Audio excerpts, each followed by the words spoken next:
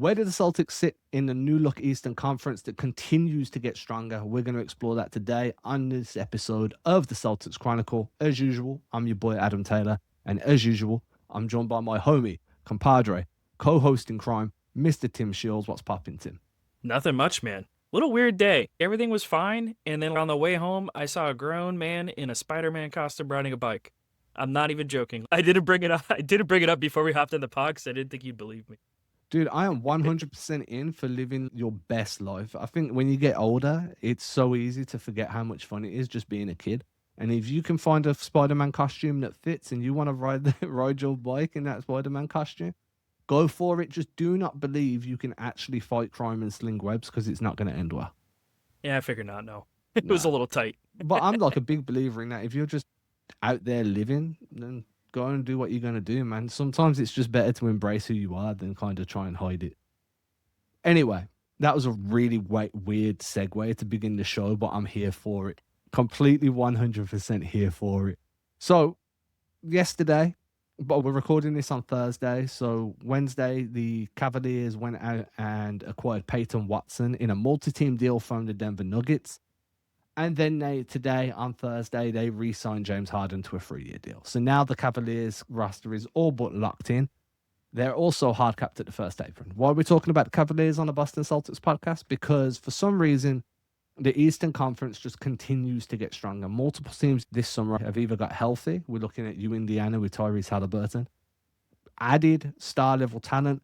Philadelphia's done so. Miami's done so. Toronto might do so, depending on how this Kawhi shit shakes out.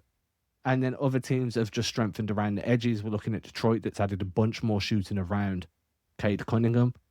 And then we look at the Celtics, and a team that finished second in the East last year, albeit a bit of a weakened East, is going through somewhat of a retooling process with the Jaylen Brown trade. We're all wondering how Paul George is going to fit in. We know that Mitch Robinson's going to lean into that possession maxing that John Mazzulla wants. But it's one thing I'm really curious about is where the Celtics fit in this version of the East. And then I want to talk about, so I want to explore that.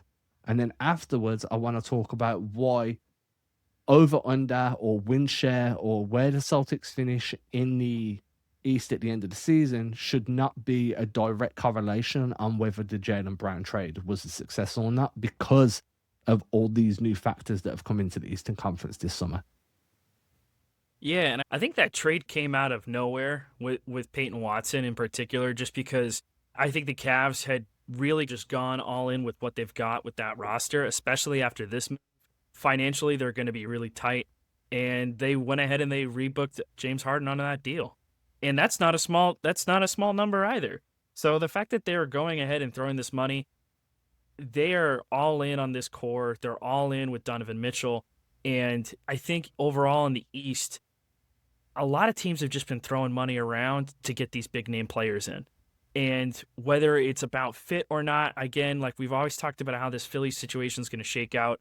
On paper, they have one of the most talented teams in the NBA, if not the most talented team in the East. That's still a matter of seeing how these players are going to play together, how they're going to fit, how they're going to mesh. Championships aren't won on paper, and they're certainly not won in the offseason. And I guess the way that I look at it, especially how the Celtics fit into that, is where you made the additions on the roster. What specific things were you looking at with this Celtics team and saying, I think this is a spot for improvement? Or even just across the NBA, like just looking at how your team can just build upon its success from the year before. Or in the Celtics situation, did you look at the roster and say, hey, we finished way better than we thought we would? The playoffs did not go the way you wanted them to. You blew a 3-1 lead in the first round. But overall, this team outplayed what you expected them to be. So how much of that is fool's gold? How much of that player development you saw from guys like Shireman and Hugo, how much is that going to carry over? So when I look at how things have shaked out so far in the East, I still want to say that the Celtics addressed some of the big concerns that I had, but it's still going to be really tough when all these teams are coming back either retooled like the Cavs or especially the 76ers or the Miami Heat, who are still going to have to continue to add around Giannis Antetokounmpo. We talked about it when we were about to hop on, but they need to add more shooting, so maybe Klay Thompson's in the mix. Maybe that might happen. But for the Celtics, it's like, how do these guys fit together, and how do you compete in an East that is just continue, just add more players and just get better overall. Yeah, the East is way stronger now. And one question, a discussion that was going on in the Discord channel. If you're part of the Celtics Chronicle newsletter, then you should be part of the Discord channel. If you're not subscribed to the newsletter, do so, and then you can subscribe to the Discord channel. Shameless plug. Well, one of the discussions that was going on today was we all know that Paul George is part of the new kind of optionality framework that Brad Stevens is building around. And I think most of us hate that word just because of how it's defined this summer for the Celtics. But when you look at Paul George and understanding that next season, assuming he opts into his player option, he becomes an expiring, which makes him a solid salary matching guy. Where do you kind of see the Celtics going in terms of trying to improve? Like, what type of players are they going to go after? What is the vision for this current Celtics team? We understand what style of basketball they're trying to play.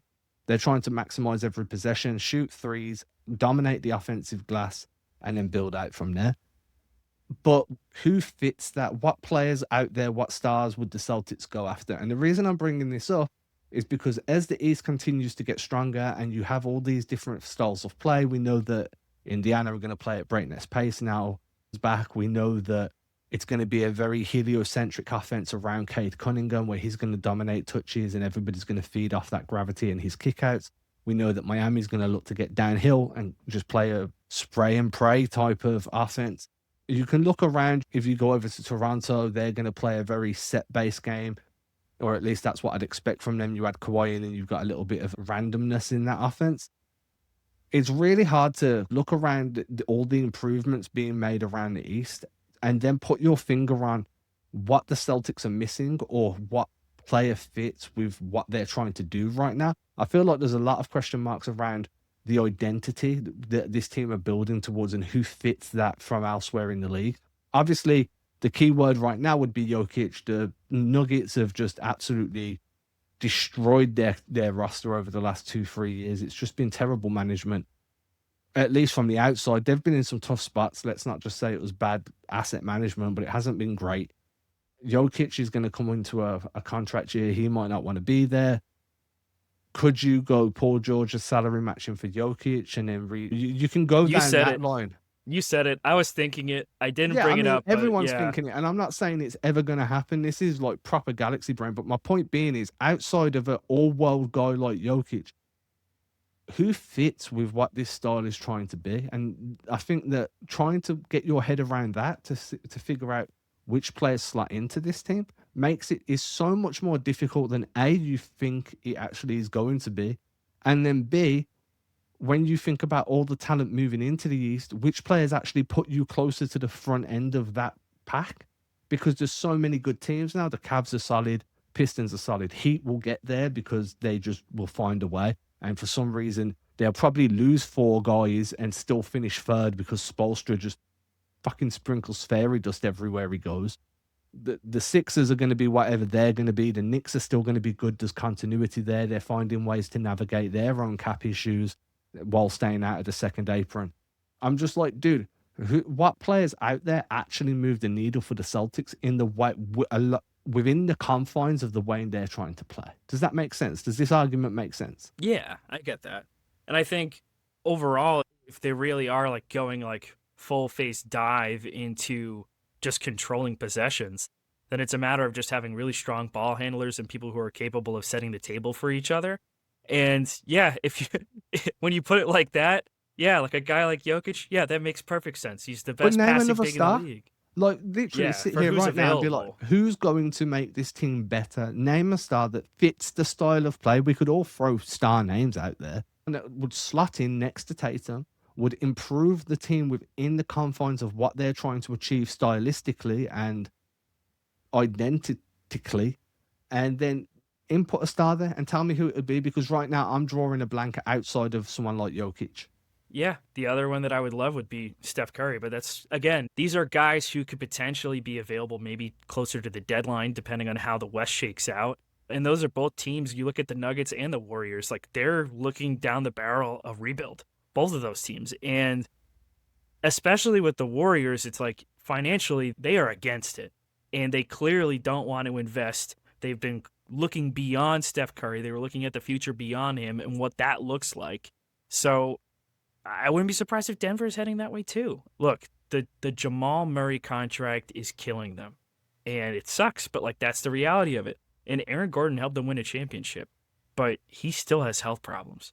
And like that's been a problem for them for a while. The last couple seasons is just having everybody there. And that, from a Celtics standpoint, is incredibly relatable. We've seen so many seasons derailed by various injuries, whether it's losing Jason Tatum in the playoffs twice, once in a game 7, a couple minutes in, or in that series against the Knicks where he's having one of the best games of his playoff career and ends up tearing his Achilles. Like these kind of injuries you can't control, but based on how you're structured, how much money you have invested in guys, especially around your star player like Tatum, that is all the more important in a league that is now getting incredibly harder to navigate financially. And I think overall, like a lot of these teams are going to face these same issues. It's just a matter of order of operations. Like Celtics are the first team to really deal with these issues. And now I think they've been forced to change what their identity is because of that. Like reflective of the fact that they can't keep 2 massive Supermax contracts long term. And I think as much as people want to say, yeah, Paul George and Jaylen Brown make the same amount of money or roughly the same amount of money for this year, but George coming off the books, not only does it give you a chance to potentially get under that apron, reset the repeater tax, I don't imagine that they're going to completely bottom out financially. Like I don't see that. I think he gets used as a trade chip, whether it be to get another star close to that money or multiple really good pieces that fit within that money. Maybe not the same amount at that 60 million ballpark, but maybe lower. But point being is like they have the flexibility to do that, and there's no expectation for them at the end of this season or a few months from now before the season starts or a month into the season to go ahead and give that guy, Paul George, a 2-year extension at $140 million. Like there's no expectation of that anymore. That's part of the reason why the Celtics are in the spot that they're in. And I just think how the East is shaken out, you look at how all these guys are moving, there's a lot of contracts getting thrown around that are going to be financially limiting to these teams. So like they are all in on their cores. For the Celtics, it was a matter of being able to just take a reset, change your style of play, and lean into what you're good at, or lean into things that you want to improve on. And that is more possessions, getting guys open, getting the ball into Jason Tatum's hands and allowing him to set the table for other guys. I am curious to see how this shakes out, though. Like, we need to see what this team is going to do. You don't win it on paper, so it's a matter of seeing how these guys play out on the floor. But the East it's a dogfight. It's going to be a dogfight. It's going to be brutal. And to your point, if you look at a team like Cleveland, they're going to have a year or two, and then shit's going to get tore down. They'll choose 1 or 2 guys to keep. Like, they'll probably try and rebuild around Mobley or maybe Donovan Mitchell, unless he wants to move on. But for the most part, they're going to have to go through that trading away a star or 2 stars to get themselves back out of the second apron. They'll have a 1 to 2 year window, which is what most teams have, which is why the Knicks were very clear as we'll spend whatever we can up to that second apron, but we're not going in there because as long as you can stay below that second apron, you've got enough flexibility to stay relevant. Philadelphia, you look at all the names on that team, for somehow, some way, the last time I checked, they were under the first apron. Yeah, we were mind blown when we talked about that last time.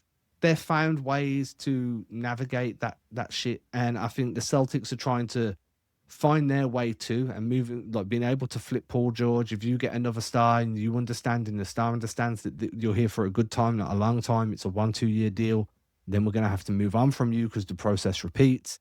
Or they try and do what the Sixers have done, where you build up the value of all your young guys, and then now some guys are trade pieces. Now they're good enough that we can add another star in that's maybe aging, maybe a Steph who hits free agency in a year or so, and then you can build that way. The problem I do have, though, coming back to this, is when we're talking about adding guys that put the Boston back near the top of the East, the 2 names we've just thrown out there are all-timers. This is my point. Where are these targets coming from? Or are the Celtics going to be, and there is value in this, I'm like, the Pacers made the NBA Finals with this mentality a couple of years back. you can still build around one star and an incredible amount of depth. Just interchangeable role players where there's no drop off, regardless who's on the floor, that all play in a way that is conducive to a winning style within your system. The Celtics could go that way. And they could, hey, be like, hey, we're going to build around one star and we're going to have so much interchangeable depth that we're just going to be incredibly difficult to beat, whether guys are hurt, whether guys go to the bench. And there's a world where that could be the pathway they take. And I think that's a very sustainable pathway because you're not handing out these huge contracts to multiple guys. You've got Tatum, who's going to be on his supermax. Then you've got a couple of high level role players on decently good money, and then a bunch of rotation guys on whatever they're on. So there is that too. But as you just said, the East is going to be a dogfight this year. I don't expect the Celtics to make any other moves unless somebody, a superstar like a Steph, like a Jokic, all of a sudden become available, which I don't think happens at the trade deadline, to be fair. Or at all, to be honest with you. You never say never in the NBA.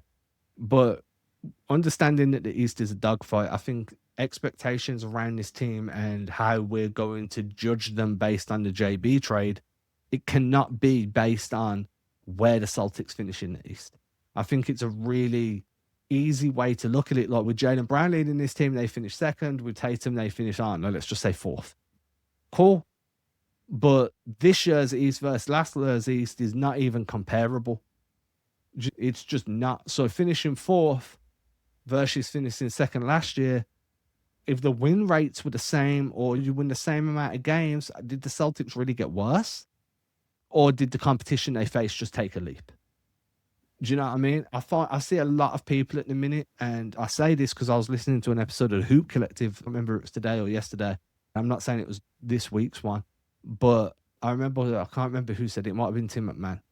And he was like, we'll know whether the Celtics made the right decision at the end of the year based on whether the Celtics beat the over-under on win projections. I'm just like, dude, that's not how this shit's going to work. And whether they finish second in the East, that's not how it's going to work. Yeah, and I also, that's not a way to necessarily gauge the overall success of a team or just how they're playing. And they're gonna change their system up a little bit. They talked a lot about rim pressure, talked about optionality, talked about flexibility in this offense and how they can attack. And we've dived into it a little bit, just scratching the surface in terms of you've got guys who can't operate well with the ball in their hands, like Mitch Robinson. So you have to find ways to attack the basket with him, whether it's pick and roll options like that, or you're having different guys get involved, like Hugo Gonzalez is going to start probably being more of a playmaker for this team. And we're going to eventually talk about him someday and what we're looking at from him in terms of improvements this year. But this is going to be a Tatum-centric system. And I'm interested to see how they're going to stagger these guys and get guys involved. Paul George, you have to see what you've got left in the tank there. But I think just watering it down to just an over-under of wins ignores everything else that's going on around the team. And I get it. From an interior standpoint, you're looking at, okay, what's the meter stick of a good team versus just, yeah, okay, these are the on and offs. This is where this team ranks offensively. This is where they rank defensively. This is their win total. I get it. That's just a basic watermark to say, this is a good team. This is a bad team. Versus looking at all the other teams that just got good in the East around you. And yeah, I think looking at last year is a perfect example of it. Brad Stevens didn't discount it when he was talking about it in the presser of saying, yeah, I think that the East got a lot better. There were a lot of teams that were not as good as they should have been this year. The Bucks were completely out of the equation because of injuries and just the way that roster is built. The Miami Heat were dealing with injuries and also just not having enough with that roster. And it's still interesting to see how they're going to shake out. We have no idea how that team's going to play. And they're really restricted in terms of their ability to go out and add more. It's going to be all free agency signings or guys on vet minimums. So it's just, that's going to be like mercenaries galore. It's going to be like the Miami Mercenaries at this point. They're just going to be signing vets to minimums who can just come in and hoop and give you whatever they can off the bench. And they're going to have to dig and find some value there. But other teams like the Pacers are a team that's so easy to overlook because they were in the finals and then they bottomed out because of this injury. They lost Tyrese Halliburton in the last game of the season in the highest stage. And then they had to go through everything with losing the 5th overall pick because you traded for Zubac. That sucks. That's got to burn you. But even then, getting Halliburton back is going to change completely what that team's going to be able to do. And it cannot be discounted how much of a superstar that guy is. What we love Halliburton here, even as Celtics fans and as Celtics people. I think overall, I think Celtics followers generally are going to have a lot of love for the Pacers in terms of how they play. They're a team that's going to come back out strong. The Pistons are still going to be very much in the mix as well. Yeah, the Knicks lost a couple pieces here and there, and they still are going to have to figure out that Karl-Anthony Towns extension. Like that is a massive elephant in the room for that team. They have to figure out whether they're going to pay that guy. And then the 76ers, of course, like they've added all of this talent. You still have to see how it's going to work out. But overall, like the East around you has gotten so much more difficult to play against because there's all of these different changes. And that's just the external. The internal is we got rid of a Supermax player. Whether you think that Jaylen Brown is worth the Supermax contract or not, he was a Supermax player. That's just a fact. And he led this team to a second-place finish. But that was a completely different East. The Celtics are now going to be in a completely different situation. And so I'm just curious as to see how they're going to adapt. And not even just from a player standpoint. I want to see what Joe Mazzulla is going to do with this team now. Because this is a challenge for him. He's a great coach and all, but this is a challenge. It's a completely different roster. And it's not just a different roster, it's a younger roster for the most part. Obviously, Paul George brings the average age up a little bit because the dude's old. Mitch Robinson slows the age up a little bit, but you look at a lot of the depth on this team, and they're young guys. And the biggest leap this Celtics team can take, short of trading for a super duper star, is multiple guys taking internally developed leaps. Baylor Scheinman being a guy that you're first going to be, Baylor Scheinman being a guy who'll be one of the first names on that list because he's entering his third season. And guys in their third year, historically, when you take that developmental jump, Hugo's going to have eyes on him, and there's going to be some unfair weight on his shoulders just because of the narrative that Boston walked away from the Giannis deal because of Hugo, and whether they did or didn't, we can debate a wall.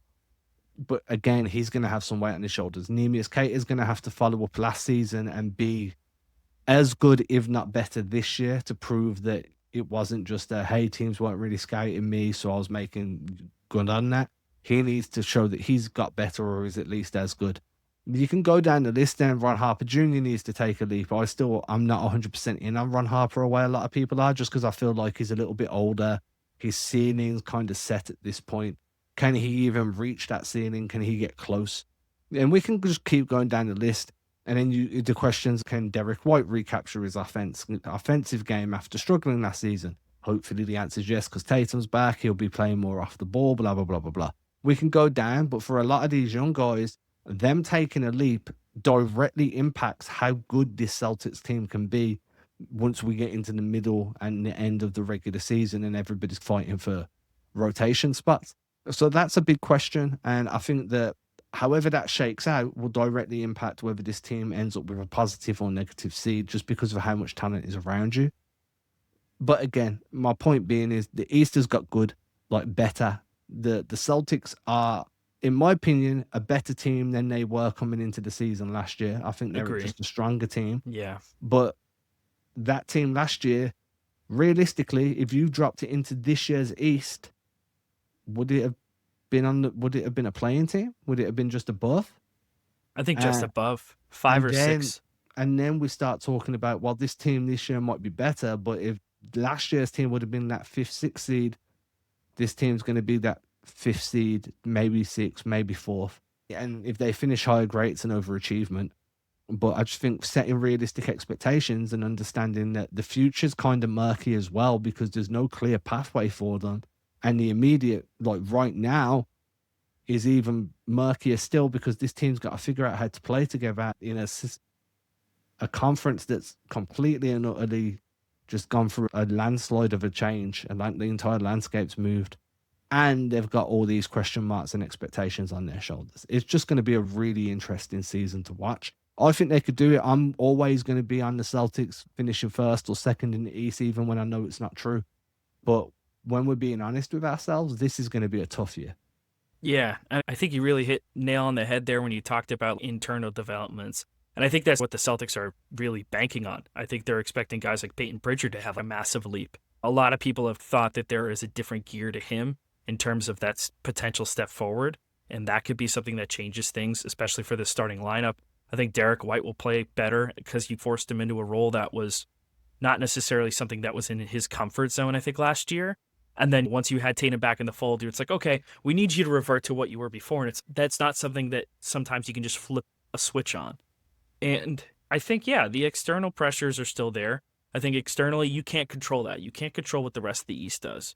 You, however, can work on internal developments and playing a better brand of basketball, better system of basketball. And I think with what a lot of the moves have been for the Celtics, at least, not just adding, they're not just going out and adding names. It's not about adding star power. And those obviously can't be discounted for other teams. Some of those teams needed to do that in order to go all in, push all the chips in on the table. But I think for the Celtics, it was like about adding guys who addressed their biggest issues.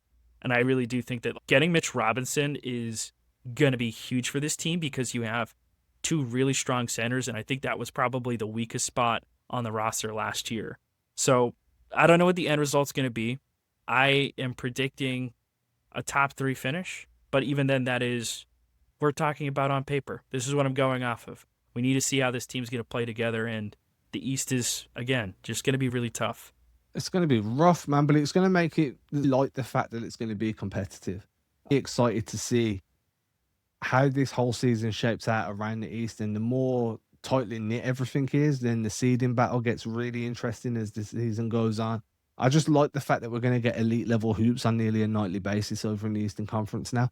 But yeah, I do think that expectations based, and I am not expecting the Celtics to struggle, but expectations based on the way that trade went down and how we're going to evaluate them at the end of the season, they need to be altered a little bit, in my opinion. And then obviously, whoever you think the Celtics are going to go out and trade for next summer, I'd really like to know, because I'm struggling to come up with names that make sense for this system.